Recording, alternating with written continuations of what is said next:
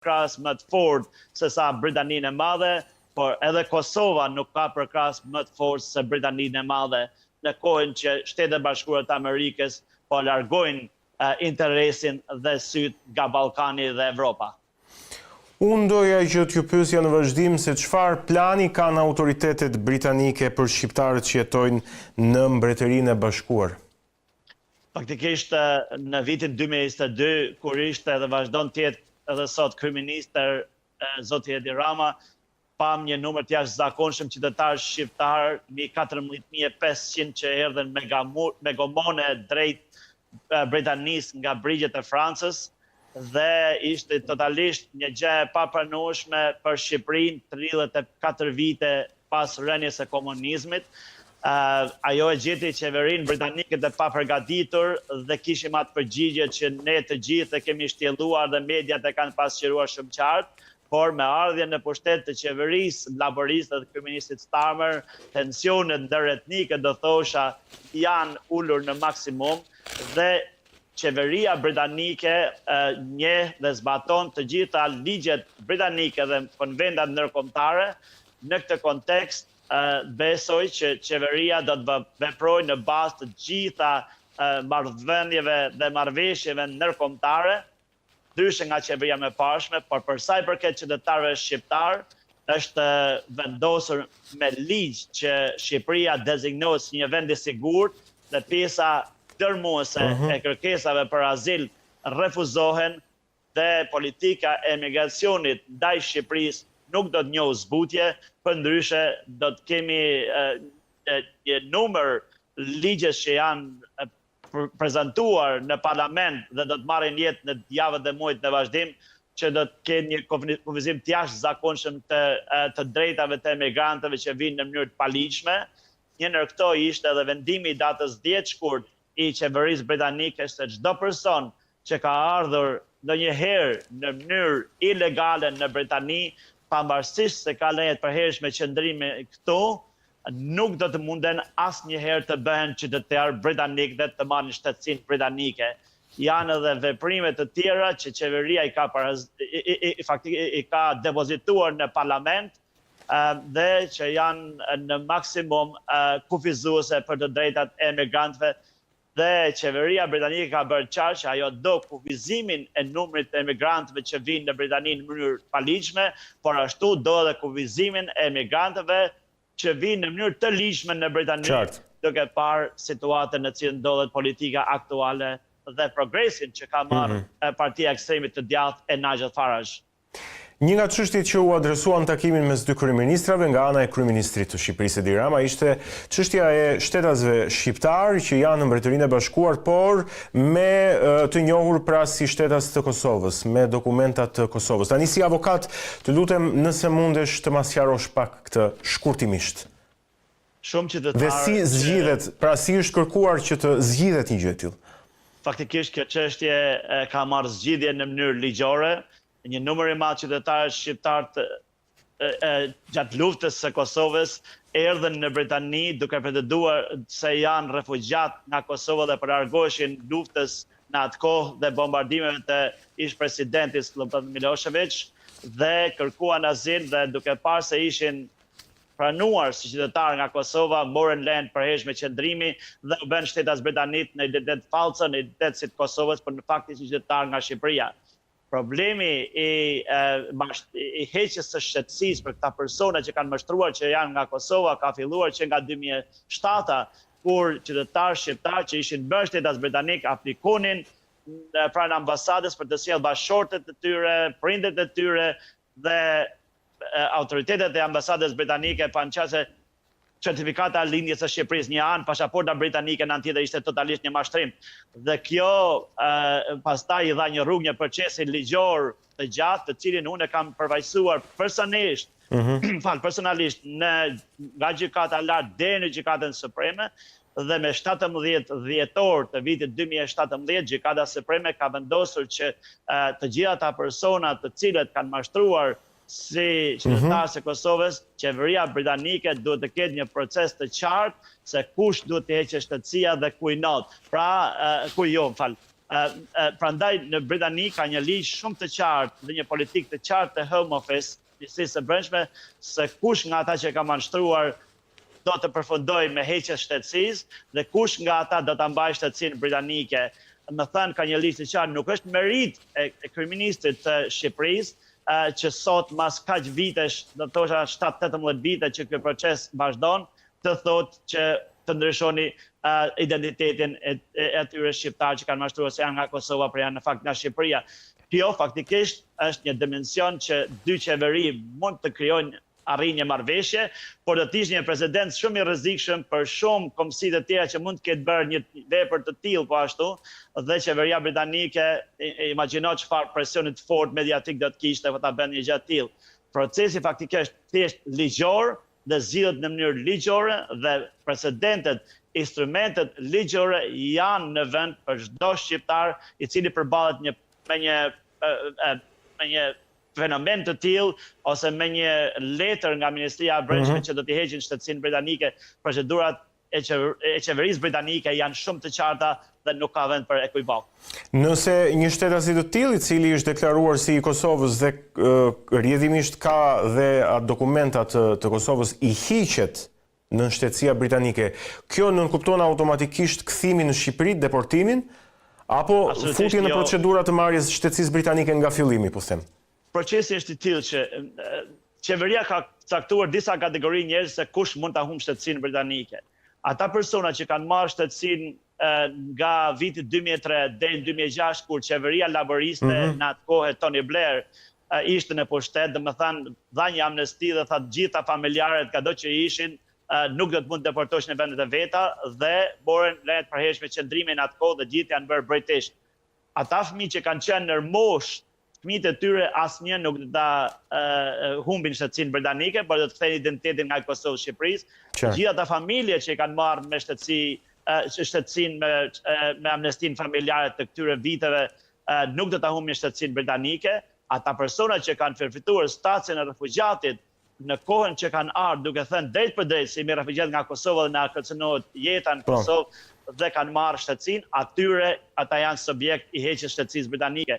Në fund të procesit, në qoftë se një personit i hiqet shtetësia britanike, atëherë qeveria britanike në bazë të vendimit të Gjykatës Supreme të vitit 2017, të cilën e kam pas personalisht, e kam mbrojtur, në bazë të atij vendimi, atëherë qeveria është detyruar të marrë vendim të menjëhershëm që t'ju jap leje qëndrimi për 2 vite e gjysmë dhe 4 herë aplikime nga 2 vite e gjysmë, marrin lejen e përhershme qëndrime dhe pas 11 vitesh u lindë drejta përsëri të aplikojnë për shtetësi britanike në identitetin e tyre të vërtetë. Domethënë kjo është një procedurë që është shumë e qartë për Britaninë dhe emigracionin aty. Qartë. Avokat, të falenderoj për shpjegimin edhe për opinionet. Falenderoj shumë nga zemra. Ishim me avokat Naim Hasanin nga Mbretëria e Bashkuar e Britanisë Madhe. Folëm në fillim për procesin politik të zgjedhjeve të 11 majit, ku ai ishte garonte nën siglën e koalicionit euroatlantik për situatën e opozitës, si dhe për çështjen e emigrantëve dhe takimin midis dy kryeministrave, atij shqiptar dhe atij britanik në 15 maj në Tiranë. Ne tani do të shkëputemi. U shkëputëm edhe u rikthyem për një tjetër çështje shumë të ndjeshme që është pikërisht pjesëmarrja e Shqipërisë në Eurovision ditën e shtunë vetëm 2 ditë më herët. Vlerësimi i jashtëzakonshëm që pati në mediat ndërkombëtare, performancë e vlerësuar gjerësisht si e jashtëzakonshme e shkëlqyer, por fund votimi i jurisë, se publiku e bëri detyrën e vet dhe na votoi goxha mirë, po themi, vlerësimi për të dëshiruar nga ana e jurisë dhe përfundimi i Shqipërisë në vendin e 8. Që për hir të së vërtetës nuk është një vend i keq, por që krahasimisht me performancën e Shkodrës elektronike, ne si shqiptar normalisht shqipëristim shumë se aq. Unë kam kënaqësinë të kem në lidhje të drejtë për drejtë gazetaren e kulturës në radio televizionin shqiptar Katerina Kule, pikërisht për të folur për këtë çështje. Katerina, shumë kënaqësi që jemi bashkë. Përshëndetje, faleminderit për ftesën.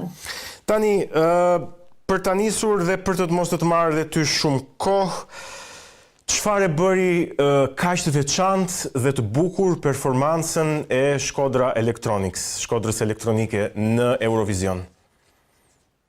Shkodra elektronike ka punuar shumë për të dhënë një performancë të shkëlqyer, të vlerësuar gjërësisht jo vetëm nga publiku, por edhe ai ndërkombëtar gjatë gjithë kësaj kohe. Në fakt, unë e kam ndjekur që kur Shkodra elektronike fitoi në festivalin e radio televizionit shqiptar, ku ajo triumfoi, dhe në fakt ka qenë një publik dhe një aprovim i publikut që në atë moment duke qenë entuziast, duke u ngritur në këmbë, duke brohoritur dhe duke kënduar në të njëjtën kohë me Shkodrën elektronike. Që nga ai moment dukej se rrugëtimi i dy artistëve do të ishte i suksesshëm dhe që aty kuptuar këtë herë në Eurovision ne po shkojmë me një këngë të denjë dhe me dy artistë të denjë. Kështu që i gjithë rrugëtimi nga ai moment ka qenë i pritshëm. Edhe në rrugëtimin që ata kanë pasur në për turne në Europë gjatë kësaj kohe, por edhe gjatë 2 javëve të fundit, ku ata kanë qenë në Eurovision, në Basel, për të ndjekur provat e gjithçka para përgatitjes për festivalin e 69 Europian të këngës. Sidomos ai kërcimi ishte shumë i veçantë. Si e ka emrin ai kërcimi Voguing, në mos gaboj se si jam shumë i qartë tani. Kërcimi karakteristik ka pushtuar rrjetet, madje pashi video që po u mësonin fansave aty në Zvicër gjatë provave kërcimin, diçka e tillë shumë interesante. Jo vetëm fansave, po edhe prezantues të ndryshëm, moderatorë të ndryshëm e publik janë përfshirë, madje dhe artistë të tjerë të vendeve evropiane që konkuronin në Eurovision. Janë munduar që të mësojnë pak nga ato lëvizjet naturale të Beatrices, të cilat në fakt jehuan kudo. Shumë e vërtet dhe shumë e bukur. Tani, edhe mediat ndërkombëtare, sidomos Deutsche Welle, paktën çfarë më mendon e ka bërë një shkrim që ka thënë që merrni shembull nga niveli i artistik i performancës së Shqipërisë. Influencer të shumtë e kanë vlerësuar jashtëzakonisht shumë performancën e Shqipërisë. Ai kroati me mbiemër Bosnjak më duket se kështu e kishte mbiemrin. Ka pasur media të ndryshme. Edhe CNN ka bërë një shkrim duke renditur të parën në Shkodrën elektronike dhe Shqipërinë në sondazhet që ato realizuan, duke dhënë edhe duke shpjeguar dhe arsyet sepse duhet ta fitonte Shkodra elektronike. Mediat greke kanë komentuar pozitivisht për Shkodrën elektronike që nuk është shumë shpesh dhe mediat e greke të komentojnë pozitivisht për ne. Në këtë rast, me përfaqësimin e Shqipërisë në Eurovision, e morëm dhe këtë komentin pozitiv, por gjithashtu dhe mediat italiane i kanë dedikuar një minutazh special Shkodrës elektronike dhe Shqipërisë duke po themi përmbledhur të gjitha elementet jo vetëm të këtyre dy artistëve, por edhe të këngës, sepse në fakt është kënga ajo që ka jehuar edhe ka bërë për vete të gjithë, jo vetëm performanca, kërcimi, veshja, sepse dhe këto ishin elemente të cilat ranë në sy për gjatë paradave të ndryshme që u zhvilluar në Eurovision pak ditë para festivalit. Mirë, vlerësime nga gjitha anët, por vendi 8 ama jo vendi parë, siç pristim jo vetëm ne shqiptarët, por dhe shumë të tjerë, të paktën nga vlerësimet. Si e komenton rezultatin, Katerina? Unë mund të them që edhe vendi 8 për ne ishte një vend dhe është një vend dhe një pozicion i mirë. Mos harrojmë që Festivali Evropian i Këngës ka elemente shumë të mirë. Kishte prurje shumë të mira, ashtu sikurse çdo vit edhe këtë vit.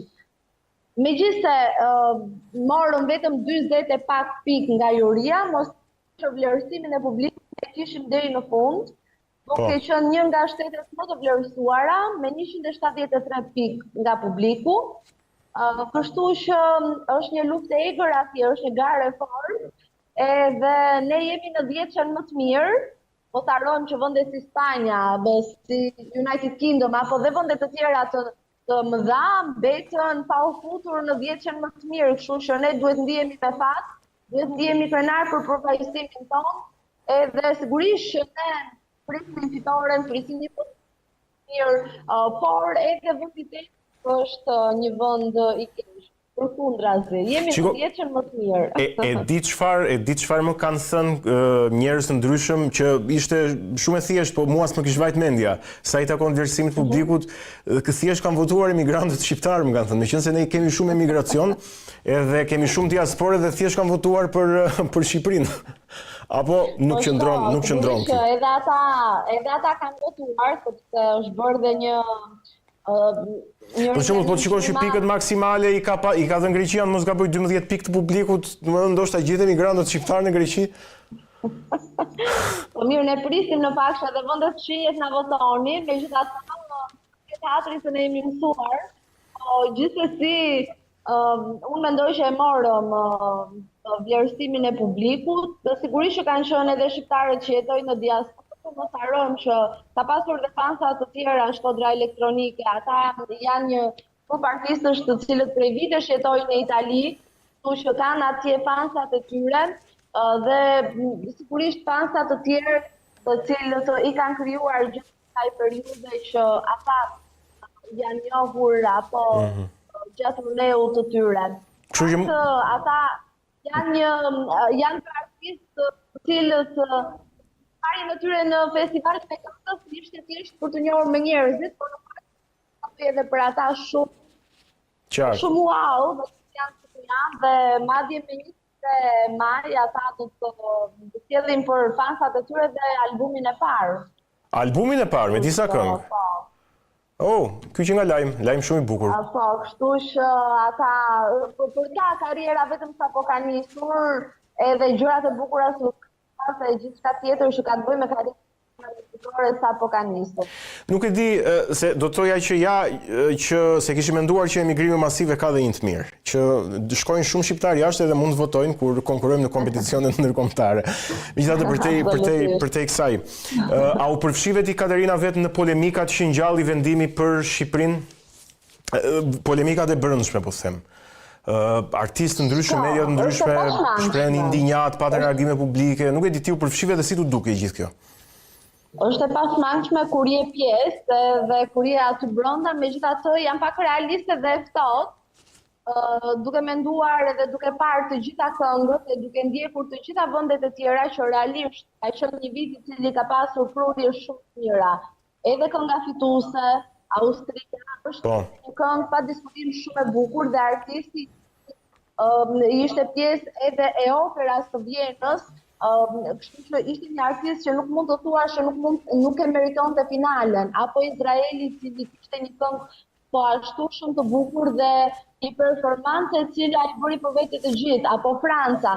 Kështu që kishte apo Estonia, apo Suedia, kishte figurë realisht shumë të mira, pavarësisht se ne si shqiptarë dëdonim që të fitonim ne, të kishim ne pozicionin më të mirë, unë absolutisht do të regojem racionale dhe realiste dhe me tonë të tokë.